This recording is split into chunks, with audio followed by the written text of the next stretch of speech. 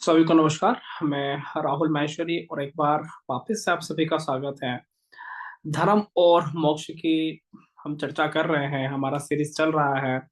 आपने अगर पुराने वीडियोस नहीं देखे हैं तो प्लीज आप जाकर राहुल माहेश्वरी सर्च करिएगा यूट्यूब पे। राहुल माहेश्वरी एस्ट्रोलॉजर सर्च करते ही आपको है ना सारी चीजें मिल जाएगा। बहुत सारे सीरीज हम बनाते रहते हैं, तो आपको हर तरह की चीजें मिल जाएगी। हमारी सीरीज का आधार हिंदू सनातन संस्कृति को जोड़ने का कल्चर से जुड़ा हुआ है।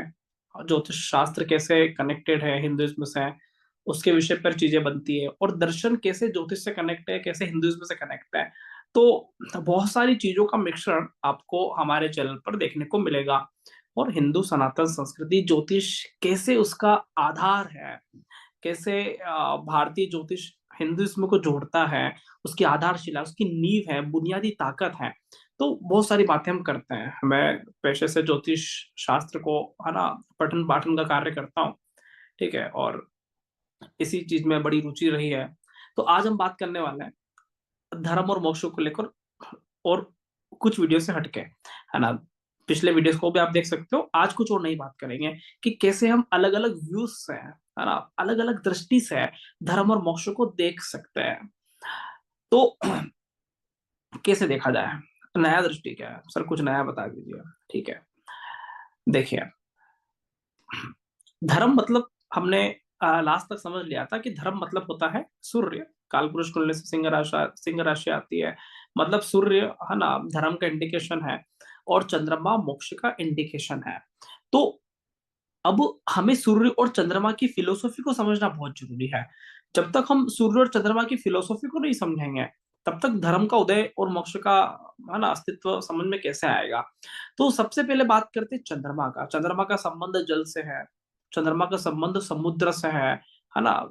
है ना, अमावस्या को, है ना, ज्वार भाटे आते हैं। ठीक है, तो चंद्रमा का संबंध मानव मन से भी है ना, मन से जुड़ा हुआ होता है। पहले भारत में रविवार का छुट्टी नहीं होता था। पहले के भारत में अमावस्या पूर्णिमा का आमतौर पर हॉलीडे रखा जाता था कि भैया कृषि उपज मंडी अमावस्या को बंद रहेगा, सब्जी मंडी अमावस्या को बंद रहेगा, है ना, बाजार अमावस्या को बंद रहेगा, है ना, या पूर्णिमा को बंद रहेगा। आज भी हमारे यहाँ पे अमावस्या को, है ना, सब्जी मंडी जो होती है, जो थोक सब्जी बाजार होता है, वो बंद रहता है। ऐसे पहले के जमाने में अमावस्या पूर्णिमा का ही कल्चर हुआ करता था। इस दिन ही बंद रहता था। मतलब हम चंद्रमा से बहुत कनेक्टेड हैं। भारतीय संस्कृति बहुत गहराई से जुड़ा हुआ है। चंद्रमा से ही तो अमावस्या और चंद्रमा से ही पूर्णिमा बनता है। अब स्नान करने का महत्व हो गया। तो अमावस्या स्नान स्नान करते हैं लोग, पूर्णिमा स्नान करते हैं। आमतौर पर पूर्णिमा स्नान का ज्यादा महत्व है कि भैया पूर्णिमा होती है तो हम स्नान करेंगे, है ना। माघ पूर्णिमा हो गया, कार्तिक पूर्णिमा हो गया, अलग अलग जगह मेले का आयोजन होता है, स्नान का आयोजन है, धार्मिक महत्वता का आयोजन है कि यहाँ पे धर्म करेंगे तो फलेगा फूलेगा। ये सारी बातें धर्म मोक्ष से कैसे कनेक्टेड है, ध्यान दीजिए। चंद्रमा का संबंध मन से है, माँ से है, गंगा से है, अमृत से है ना, पानी से है, ठीक है, जल से है। तो चंद्रमा हमारे जीवन में जल का कारक है। और जल का जो प्राकृतिक स्वरूप है, चंद्रमा का जो नैसर्गिक स्वरूप है, वो होता है बहना, बह जाना। कोई व्यक्ति रो देता है, इमोशन उसके अंदर भरे पड़े हैं, बह गया बात करते करते, मतलब उस व्यक्ति के जीवन में चंद्रमा सभी ग्रहों पे भारी है। तभी तो जाके आंख में आंसू आए। अरे आंख में आंसू उसी के आ सकते हैं जिसके जीवन पर चंद्रमा सबसे भारी हो, वरना व्यक्ति रो नहीं सकता। चीजें समझ में आ रही हैं। तो जिसके जीवन में चंद्रमा का प्रभाव सबसे कम है, वो व्यक्ति रोता ही नहीं, कठोर बन के रहता है। अंदर अंदर तड़प रहा होगा लेकिन कठोरता है। चीजें क्लियर हो रही है। तो चंद्रमा का संबंध जल से है। और जल का स्वभाव होता है बहना। जल का स्वभाव होता है निरंतर बहना। क्या किसी नदी को आपने देखा कि स्टॉप हो गई या रुक गई, अब इसके आगे नहीं बह रही है? नदी का स्वभाव है कि चंचल है, बहती रहती है, गतिशील है, लगातार चलते रहना, लगातार बहते रहना। आपने आ, सुना होगा कि भाई गंगा में डुबकी लगा के पाप का विसर्जन हो गया। हाँ, ठीक है। तो हर तरह का विसर्जन, हर तरह का निर्गमन, हर तरह का एग्जिट, हर तरह का जो खाली खाली करना होता है, वो हम गंगा में जाके करते हैं। क्या बोलते हैं कि भैया जितने भी पाप है डुबकी लगा लिया, 108 डुबकी लगाने का महत्व है, इससे सारे पाप खत्म हो जाएंगे, सारे पाप कट जाएंगे।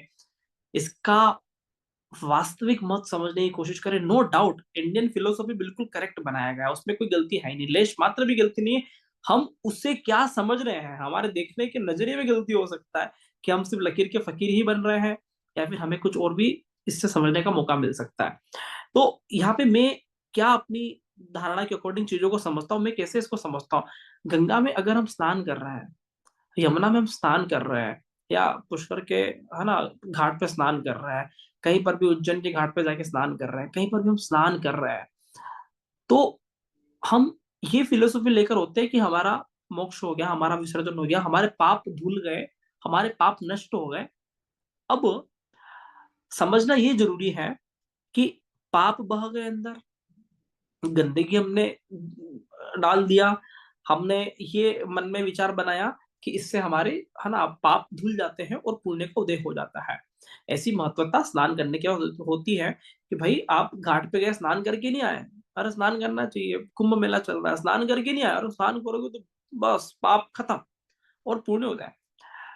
अब इस चीज को बहुत गहराई से समझने की आवश्यकता है कि चंद्रमा वास्तव में क्या है, पाप वास्तव में क्या है, कैसे हम इसको समझ सकते हैं। तो मन, अब मन की जो भी सारी नेगेटिविटी है, क्या कोई आपके जीवन में कोई एक ऐसा व्यक्ति है कि आपके मन में जो भी बुराई है, जो भी नकारात्मकता है, जो भी नेगेटिविटी है, जितनी भी घृणा, बुराई, पाप जो भी भरा हुआ है, क्या कोई एक ऐसा व्यक्ति आपकी लाइफ में है जिसको बिना कुछ बोले, बिना कुछ डरे, बिना कोई पर्दे के आप वो सारी बात कर पाओ, आप वो सारी चीजें बोल पाओ जो आपके भीतर है, जो आपके भीतर गंदगी भरी पड़ी है।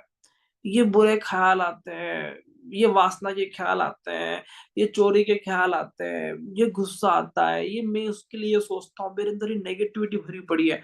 क्या कोई ऐसा व्यक्ति है जिसको आप सारी नेगेटिविटी खाली करके फ्री हो सकते हो? और बहुत जरूरी है कि कोई जीवन में ऐसा व्यक्ति हो जिससे आप सारी नकारात्मकता बातें बोल सको, सामने वाला व्यक्ति के के सामने आप सब कुछ खाली कर सको, हर तरह की नेगेटिविटी, गंदगी खाली कर सको। यार वो व्यक्ति आपके लिए भगवान हो सकता है, और ऐसा व्यक्ति आपके जीवन में है तो ये मानकर चलिए कि आप इस दुनिया में सबसे शक्तिशाली व्यक्ति बन सकते हो। आपके पास भगवान है। भगवान गंगा में तो यही तो करने जाते हैं कि सारा पाप की डुबकी लगा ली है गंगा मैया, बस डुबकी लगा लिया, स्नान कर लिया, यही तो करने जा रहे हैं। ठीक है, वहां से चीजें कनेक्ट नहीं होता प्रॉपर तरीके से, है ना। लेकिन जीवन में कोई ऐसी नेगेटिव बातें सुनने वाला कोई व्यक्ति हो तो चीजें बहुत अच्छी हो सकती है। अब वो ऐसी नकारात्मकता, मन की बुरे विचारों की जो बातें हैं, है ना, कौन समझे है। ठीक है, तो कोई भी हो सकता है, आपके आपकी वाइफ हो सकती है, आपका दोस्त हो सकता है, आपके माता पिता हो सकते हैं, है ना, जहाँ पे आप हर तरह की पर्दे की बातें कर सको कि भैया हमें हमें ऐसी ऐसी बातें हो रही है। ठीक है, तो ये इसका विसर्जन होना बहुत जरूरी है। और आप एक बात ध्यान लगा के अनुभव करना, जब तक हम हमारी नेगेटिविटी का विसर्जन नहीं कर सकते, तब तक धर्म का कोई प्रचार नहीं हो सकता, धर्म का उद्गम हो ही नहीं सकता। अगर नेगेटिविटी नेगेटिविटी का विसर्जन नहीं हुआ ना, धर्म का दीपक नहीं जलाया जा सकता, धर्म की ज्योत नहीं जल सकती। रोजाना सूर्योदय प्रकृति में तो होगा, लेकिन आपके जीवन का सूर्योदय कभी नहीं होगा जब तक विसर्जन नहीं हो गया। आपके मन में बहुत कुछ भरा पड़ा है और आप खाली नहीं कर पा रहे हो, वो व्यक्ति बुरा कहेगा, उस व्यक्ति के लिए तो मैं अच्छा हूँ, उस व्यक्ति के लिए तो मैं पापी हूँ, मतलब बहुत अच्छा फील करता है वो व्यक्ति, तो मेरे लिए ये सोचता है, मैं उसको डालूंगा तो क्या लगेगा। अरे एक व्यक्ति ऐसा सिलेक्ट कर लीजिए आपकी लाइफ में जिसको आप भर भर के अपनी नेगेटिविटी बता सको कि भाई मैं तो ऐसा ही हूँ, मेरे मन में तो ऐसे ही ख्याल आता है, मैं तो यही सोचता हूँ, मैं तो यही बुराई है। तो भारतीय संस्कृति इसको लेकर बहुत गहरा अनुभव अपना शेयर किया है, और इंडियन कल्चर ये बोला कि भैया कि एक गुरु अवश्य बनाइए। अब एक गुरु अवश्य बनाइए इसका मतलब लोगों ने एक बस पकड़ लिया कि गुरु बनाना है, गुरु बनाना है, गुरु बनाना है। अरे गुरु का अर्थ ये होता है कि एक ऐसा गुरु बनाइए, एक ऐसा व्यक्ति बनाइए जो आपकी सारी बातों को समझ सके और उसको किसी भी जगह शेयर ना करे। गुरु का पेट बड़ा होता है, गुरु के अंदर बहुत धैर्य होता है, सब्र होती है, उसका पेट बड़ा होता है। आपने देखा जितने भी पंडित पुरोहित होते हैं पेट बड़े होते हैं, है ना, मोटे मोटे होते हैं। गुरु को बोलते हैं मोटा, कोई व्यक्ति मोटा होता है तो स्वभाव से उसके अंदर गुरुत्व है। उसके अंदर गुरु ग्रह का ऑरा है, तभी तो मोटा हुआ, वरना पतले सुक्कड़ लोग तो मिल जाते। तो मोटा होना मतलब गुरुत्व की निशानी है। ये समझ में आ रहा है, उसके अंदर एक पेट बड़ा है, वो एक अनुभव कर रहा है। तो भारतीय संस्कृति क्या बोला, भारतीय संस्कृति ये बोला कि गुरु अवश्य बनाना चाहिए। अब इसका मतलब ये नहीं कि गुरु बना लिया और गुरु जी से कुछ बात ही नहीं कर रहे मन का, गुरु जी को कुछ पता ही नहीं है, गुरु जी आपको जानते नहीं, आप गुरु जी को जानते नहीं, एक कहा कि भैया गुरु बनाना है, बना लिए, पता ही नहीं चल रहा है, ना गुरु के प्रति शिष्य का भाव है, न गुरु का शिष्य के प्रति भाव है, वो गुरु नहीं होता। एक ऐसा गुरु बनाइए जो आपके दिल की बातें समझ सके, और वो नेगेटिविटी, है ना, आपकी सुने, और किसी भी जगह ऐसा नहीं कि वायरल कर दे कि भैया सुन यार, ऐसा ऐसा बोल रहा था, उसके मन में तो ये है, ऐसा है। ऐसा नहीं, ऐसा गुरु बनाइए जो आपकी नेगेटिविटी को सुन सके, और आपकी नेगेटिविटी को बिल्कुल, है ना, सहज भाव से स्वीकार करते हुए अपनी दो बातें आपको सिखा सके, है ना, आपको, है ना, आगे बढ़ा सके। तो ऐसा गुरु बनाना आवश्यक है। यही बात ज्योतिष शास्त्र बोलता है, यही बात मोक्ष के बारे में ज्योतिष शास्त्र बोलता है कि चंद्रमा की स्वराशि, कर्क राशि चंद्रमा की स्वराशि। हम कर्क से शुरुआत किया था कि बहना है, निरंतर बहना है। इसी कर्क राशि में गुरु उच्च का होता है, इसी कर्क राशि में गुरु उच्च का होता है। तो गुरु ही उच्च का क्यों हुआ, कि मन की बातें आप अपने गुरु से कह सकते हो कि गुरु जी हमारे दिमाग में ये नेगेटिविटी है, हम इस तरह की नफरत पाले बैठे हैं, हम इस तरह की घृणा को पाले बैठे हैं, और मैं विश्वास के साथ कह सकता हूँ कि आपको योग्य गुरु मिलेगा, वो आपका समाधान करेगा। गुरु कोई भी हो सकता है, अब जरूरी नहीं कि पंडित पुजारी पूजा पाठ करने वाला ही गुरु हो। गुरु आपका दोस्त हो सकता है, आपकी पत्नी हो सकती है, आपकी प्रेयसी हो सकती है, आपका शिष्य हो सकता है, शिष्य भी हो सकता है जो आपकी सारी बातों को समझ ले, ठीक है, आपका भक्त हो सकता है, ठीक है, आपका, है ना, माता हो सकती है, आपके पिता हो सकते हैं, जिनसे आप सारी बातें कर सको। वह व्यक्ति आपके जीवन में गुरु हो सकता है। कोई फर्क नहीं पड़ता कि वो व्यक्ति उम्र में बड़ा है, छोटा है, वो आपका शिष्य बन के आया है, आपका गुरु बन के आया है, कोई फर्क नहीं पड़ता। जो आपकी सारी बातों को सुन ले, सारी बातों को समझ ले, किसी के साथ शेयर ना करे, वो व्यक्ति गुरु है ना। और जब भी आप अपनी कोई भी नेगेटिविटी किसी भी जगह डालते हो या किसी व्यक्ति को कहते हो, तो आप खाली हो जाते हो। और जैसे ही आप खाली हो जाते हो, तो आपको एक चीज समझ में आता है कि मैंने ये सारे नेगेटिविटी उस व्यक्तियों का, उसका रिएक्शन क्या रहा। तो आपके मन में एक भार कम होता है। और बहुत जरूरी है कि मोक्ष को समझने के लिए, कि अच्छी अच्छी बातें तो हम आमतौर पे सबको बता ही देते हैं कि साहब मैंने ये पुण्य काम किया, आज मैं गंगा गया था, 20 आदमी को खाना खिलाया, ठीक है ना, स्टेटस लगा दिया। अच्छी बातें तो आप जा जाके बताते हो, है ना, शेयर करते हो। लेकिन बुरी बातें आप किसको शेयर करोगे, क्या ऐसा कोई व्यक्ति बना रखा है? तो भारतीय संस्कृति बोला कि गुरु बनाइए। गुरु इसलिए नहीं बनाइए कि उसको अच्छी बातें बोलना है, गुरु इसलिए बनाइए कि आप अपने मन के हर बुरे विचार गुरु के समक्ष रख सकें, और बिल्कुल श्रद्धा से रख सके कि मेरे अंदर ये बुराई है। और जैसे ही आपने अपने अंदर से वो चीजें खाली करी, तो निर्गमन हो गया, विसर्जन हो गया। तो मैं समझता हूँ कि एक मोक्ष ऐसा भी हो सकता है, एक अच्छा मित्र, एक अच्छा व्यक्ति कुछ उसको सारी बातें बता सके कि यार मैं सोचता हूँ, है ना, है ना, एकदम फ्री, एकदम फ्रैंकली। कोई वो ना हो कि वो मुझसे नाराज हो जाएगा, वो मुझे छोड़ के चला जाएगा। बिल्कुल ऐसा प्रेमी व्यक्ति होना चाहिए जो आपसे निश्चित तौर पे जुड़ा रहेगा किसी भी परिस्थिति में। तो, है ना, ऐसा व्यक्ति, भगवान हर व्यक्ति के साथ कोई ना कोई अवश्य भेजता है, ठीक है। जिसके साथ कोई भी नहीं होता है, तो उसके साथ एक कनेक्शन होता है ना, स्पिरिचुअल कनेक्शन होता है। लोग स्पिरिचुअलिटी में जाते ही क्यों है, कि हर तरह की नेगेटिव बातें भगवान कृष्ण को कह सके। कोई भी ना मिले तो एक, है ना, कृष्ण होता है जिसको व्यक्ति, है ना, हर तरह की चीजें, हर तरह की बातें कह देता है। तो कह देना चाहिए। कोई व्यक्ति ना मिले, योग्य व्यक्ति ना मिले, तो आप मंदिर क्यों बनाया भारत में, इसीलिए बनाए थे कि कोई योग्य व्यक्ति ना मिले तो हम भगवान की मूर्ति के सामने हम अपना विसर्जन कर सकते हैं। हमारी नेगेटिविटी का, पॉजिटिव बात कहने को जाने की आवश्यकता नहीं है भगवान से, नेगेटिव बात कहने को जाने का, कि मेरे अंदर की नेगेटिविटी है। चलिए, अब धर्म क्या है। तो जैसे ही ये चीज क्लियर हुआ, उसके बाद जब दिया प्रकट होता है, वो होता है धर्म। और धर्म का हम बात कर रहे हैं सूर्य का, और सूर्य प्रकट होता है, रोजाना प्रकट होता है। गुड नाइट कहाँ गया, सूर्योदय पूर्व दिशा में सुबह प्रकट हो जाता है।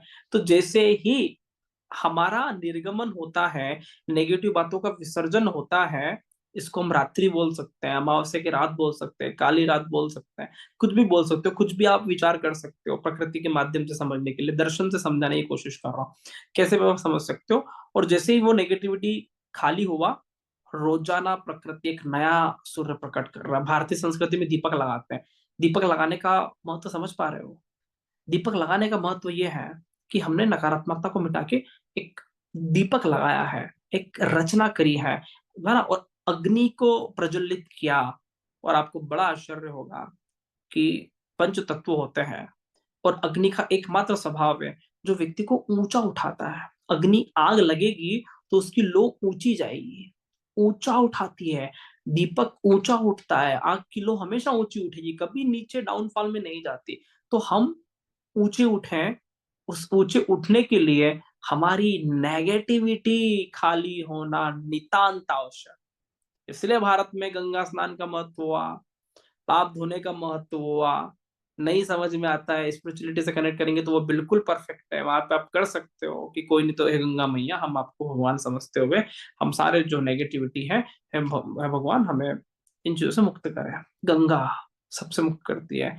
नहीं समझ पा रहे हो गंगा को लेकर, डुबकी तो लगा लिया लेकिन मन में तो वही बुरे भाव है, तो कोई एक ऐसा व्यक्ति पकड़ो जो आपकी हर नेगेटिविटी को समझ सके, सुन सके, देख सके, गहराई से है ना उसको ग्रहण कर सके, और किसी जगह फैलाए ना, शुद्ध कर दे आपको। तो कोई मिलेगा ऐसा, तो मिल सकता है कोई बहुत प्रेम करने वाला व्यक्ति हो, आप सबकी माँ हो सकती है, फोर्थ हाउस को क्या बोलते हैं, माँ है। माँ सुन सकती है ना सारी नेगेटिविटी, माँ जानती है एक्चुअल में बच्चे को कि सारे नेगेटिविटी क्या है, उसको पता है माँ को कि कहाँ जाके गलती करेगा। ठीक है, इसलिए गंगा को माँ बोलते हैं। फिर गुरु को माँ बोलते हैं, गुरु पूर्णिमा, गुरु पूर्णिमा है ना।